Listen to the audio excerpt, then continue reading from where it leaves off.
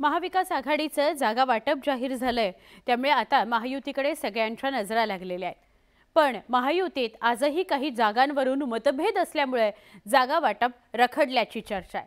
त्यामुळे महायुतीतील इच्छुकांची धाकधूक वाढलेली आहे।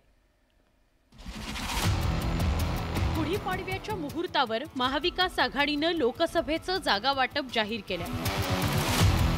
आता सगळ्यांच्या नजरा महायुतीच्या जागा वाटपाकडे लागून राहिल्या,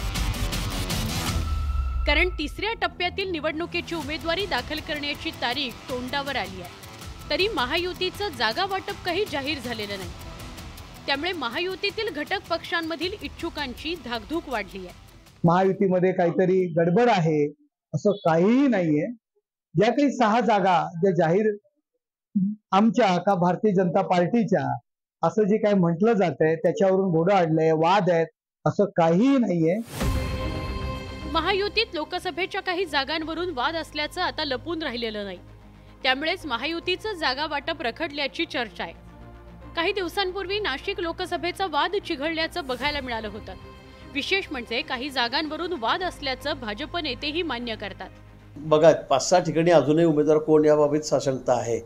तपासतात, आमचे सगळे नेते आहेत, तिन्ही पक्ष आहेत, जागा कुणाला सुटेल, उमेदवार कोण असेल या बाबतीमध्ये आमचे ज्येष्ठ नेते आहेत, म्हणजे एकनाथजी आहेत, देवेंद्रजी आहेत, अजितदादा आहेत, हे या बाबतीमध्ये निर्णय करतील।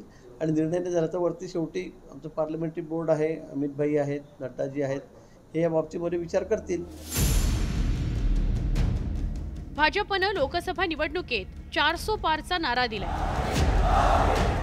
त्यामुळे लोकसभेची प्रत्येक जागा भाजपनं प्रतिष्ठेची केली आहे। भाजपनं काही ठिकाणी मतदारसंघांची अदलाबदल केली, तर काही ठिकाणी विद्यमान खासदारांचं तिकीट कापण्यात आलं।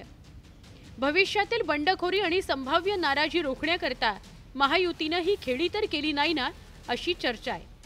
अशातच महाविकास आघाडी ठाकरेंच्या पक्षानं सर्वाधिक 21 जागा पदरात पाडून घेतल्यात। त्यामुळे आता शिंदेंच्या नेतृत्वातील शिवसेनेला महायुतीत किती जागा मिळणार याविषयी उत्सुकता निर्माण झाली आहे।